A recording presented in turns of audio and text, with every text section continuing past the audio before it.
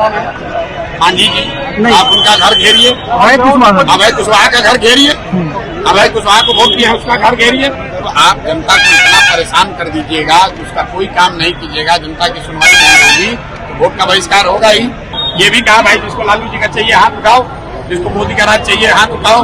लोगों ने क्या कहा, ना भैया ना लालू चाहिए ना मोदी चाहिए। नमस्कार, हमारा नाम है समरीन और आपने देखना शुरू कर दिया है लाइव सिटीज। देखिए, बिहार की 4 विधानसभा सीटों पर उपचुनाव होना है। 13 तारीख को वोटिंग होगी और 23 नवंबर को नतीजे भी आ जाएंगे। और ऐसे में अब तमाम पार्टियां एक्शन मोड में आ चुकी हैं। जन सुराज भी पूरी तरह से एक्टिव हो चुका है, एक्शन मोड में आ चुका है। और जन सुराज के सूत्रधार प्रशांत किशोर मुसलसल बड़े बड़े बयान भी दे रहे हैं। तो देखिए, इसी कड़ी में जन सुराज के सूत्रधार प्रशांत किशोर इमामगंज भी पहुंचे थे।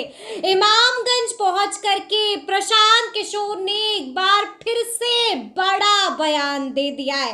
देखिए, आपको बता दें कि वहां पर मीडिया कर्मियों ने प्रशांत किशोर को घेर लिया था, सवाल पूछे जा रहे थे और वहीं पर प्रशांत किशोर बमक गए। प्रशांत किशोर को गुस्सा आ गया। गुस्सा प्रशांत किशोर को किस बात पर आ गया कि प्रशांत किशोर ने यहां तक कह दिया कि आप जाइए, जाकर उनका घर घेरिए। ऐसा क्या कुछ हो गया था कि जन सुराज के सूत्रधार प्रशांत किशोर ने इतना बड़ा बयान दे दिया है? क्या कुछ हुआ है, सबसे पहले आप उसको देखिए। ज्यादा बेरोजगारी और भुखमरी वाला राज्य है। नीतीश कुमार आंकड़े जारी कर दें, अगर हम लोग जो कह रहे हैं वो गलत है। नीति आयोग उन्हीं की सरकार के द्वारा जारी किया हुआ आंकड़ा देख लीजिए। बिहार आज देश का सबसे गरीब, सबसे पिछड़ा, सबसे अशिक्षित, सबसे ज्यादा भुखमरी और पलायन वाला राज्य है। ये प्रशांत किशोर नहीं कह रहे हैं, भारत सरकार कह रही है, बिहार सरकार के आंकड़े कह रहे हैं। और ये 18-19 साल के नीतीश कुमार के राज के बाद है, 35 साल के लालू नीतीश के राज के बाद है। और ये स्थिति बदलनी चाहिए।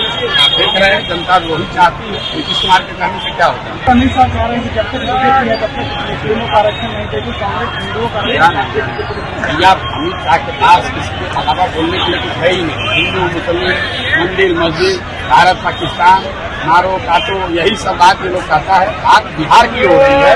अमित शाह को ये बताना है कि 12 साल से बिहार की जनता 2014 में, 2019 में और अभी फिर से उनको 30 से ज्यादा सांसद जिताकर भेजी है। बिहार में कितना फैक्ट्री लगा, बिहार के बच्चों की पढ़ाई की बात कब होगी ये बताओ, बिहार के बच्चों को गुजरात में कब नहीं जाना पड़ेगा मजदूरी करने ये बताओ। सरकार 370 में क्या होगा, हिंदू मुसलमान का क्या होगा, इसका क्या लेना देना है भाई? यहाँ से 30 सांसद जीत कर गए हैं। बिहार में कितना फैक्ट्री लगा है ये बताओ। गुजरात में रोज फैक्ट्री लगा रहे हैं, गुजरात का विकास हो रहा है, बिहार के बच्चे जाकर वहाँ मजदूरी कर रहे हैं। वो तो बात ही नहीं बता रहे हो। हिंदू मुसलमान का नाम बताकर खाली लड़ाई करवा। अरे कोई कुंज नहीं है, एक ही कुंज है।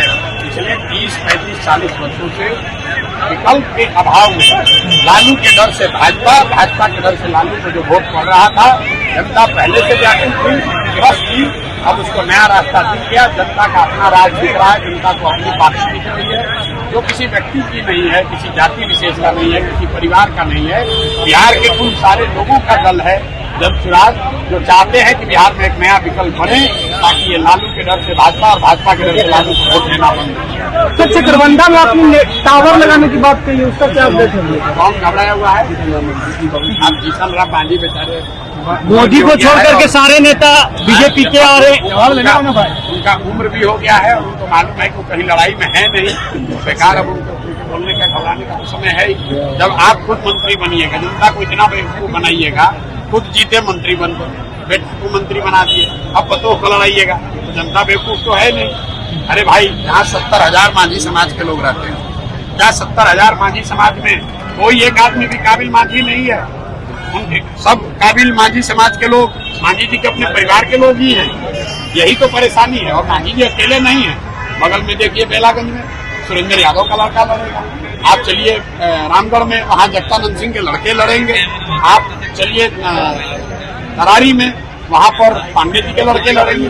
जो नेता है वो कह रहा हम लड़ेंगे, हमारे बाद हमारा लड़का लड़ेगा। अब बिहार की जनता जाएगी, जहाँ जाना है उसको जाए। सर इलेक्शन आती है तो सारे नेतागण लोग जो है कि वादे करते हैं, क्या आप भी अपने वादे पे खड़े उतरिएगा? कौन सा वादा किया हमने? आप तो यहाँ पर थे, हमने तो वोट मांगा। सर गली गली जा करके आपने अरे कहा कि सुनो मेरी बात। 5000 गाँव मैंने भ्रमण करके जो है अरे कि कहा नहीं, अंदर गए। जी जी, तो क्या जीतने के बाद भी जो है कि आप उन गाँवों को भ्रमण आप करेंगे? बात उन गाँव को बदलेंगे, भ्रमण काहे करेंगे? हाँ जी, तो वही बदल वही कहने का जीवन भर भ्रमण नहीं करते रहे। नहीं सर, नहीं सर, बदलना है। नेटवर्क लगाने के लिए बोले वहाँ पे। भ्रमण कर लिया, देख लिया क्या समस्या जी, है, जी, उस जी। समस्या को समाधान का रास्ता बता रहे हैं। जी जी, अब फिर उसे हम भ्रमण करते रहेंगे। नहीं सर, उसके विकास होनी चाहिए। विकास होनी चाहिए, जी। तो विकास की बात की जा रही है। शकरबंदा गए, वहाँ देखा कि वहाँ टावर की दिक्कत है, टावर लगाने की व्यवस्था करें कि फिर रोज रोज वहाँ शकरबंदा ही जाते हैं। जो जनता की समस्या है उसका निदान होना चाहिए। कहाँ पे बहुत सारे क्षेत्र यहाँ पे सर जहाँ टावर नहीं है सर। देखिए ऐसा है, आप वोट किसको देंगे? मोदी जी को, नीतीश जी को। मांझी जी मुख्यमंत्री हैं, आपके सांसद कौन है? मांझी जी, आप उनका घर घेरिए। अभय कुशवाहा का घर घेरिए। अभय कुशवाहा को वोट दिया है, उसका घर घेरिए। हम लोग क्यों करें भाई? हम तो एक गए वहाँ कर दिए। सर आप राष्ट्रीय अध्यक्ष कौन है सर? वोट का बहिष्कार करेगी जनता, बहिष्कार। अगर सर एक तो गांव है यहाँ पे केवल डी पथरा हेरेन जो वोट बहिष्कार कर रही है, उसके लिए क्या सोचे? कोई कारण भी है। जब आप जनता को इतना परेशान कर दीजिएगा कि उसका कोई काम नहीं कीजिएगा, जनता की सुनवाई नहीं होगी, तो वोट का बहिष्कार होगा ही। इलेक्शन कमीशन को उसका संज्ञान लेना चाहिए। जहाँ लोग बहिष्कार कर रहे हैं उसको आज नीतीश कुमार आए हुए थे सर, उसी समय जो है जीविका दीदियों जो है बहिष्कार कर रहे थे, प्रोटेस्ट कर रहे हैं। उन लोगों को कहना है कि अगर हमारे कोई अगर आइडेंटिटी चाहिए थे कि हम बिल्कुल इसका अति करेंगे, तो सर उससे वोट देने के तैयार है। उन्हें पहचान और मानदेय चाहिए, सारी जीविका दीदियाँ। हम वोट की राजनीति नहीं करते हैं। आप इतनी देर से यहाँ खड़े होकर सुन रहे हैं, हमने क्या कहा? हमने ये नहीं कहा किसको वोट दो, हम ये जरूर कर रहे हैं कि किस बात के लिए वोट दो। हम ये नहीं कर रहे हैं कि वोट किसको दो। वोट जिसको देना है दो, लेकिन वोट अपने बच्चों के लिए दो, अपने बच्चों के पढ़ाई रोजगार के लिए दो। अगर वोट चावल के लिए दोगे, चावल मिलेगा। आपका सर हुआ सर, आपका 4 सर हुआ है। 2000 के जवाब में आज जीतन राम मांझी जी अपने सभा में 1000 वृद्धा पेंशन देने का घोषणा की है। गुजारिश दे दो तो सरकार में है, दे देना चाहिए तुरंत। हमारी तो जनसुराज की बहुत बड़ी जीत होगी। अगर 1000 मिलने लगे तो जनसुराज मानेगा कि चलिए हमारे कहने से 2000 नहीं किए, कम से कम 1000 तो किए। क्या अनुमान है सर, 4 सीट में कितना आ रहा है? कोई अनुमान नहीं है। अनुमान ये है कि यहाँ पर लालू, नीतीश, मोदी का, अब यहाँ पर आप देखें अनुमान की क्या बात। हमने हाथ उठाकर पूछा लोगों से, ये भी कहा भाई जिसको लालू जी का चाहिए हाथ उठाओ, जिसको मोदी का राज चाहिए हाथ उठाओ। लोगों ने क्या कहा? ना भैया, ना लालू चाहिए, ना मोदी चाहिए। तो देखा आपने कि आखिर जनसुराज के सूत्रधार प्रशांत किशोर को किस बात पर गुस्सा आया था?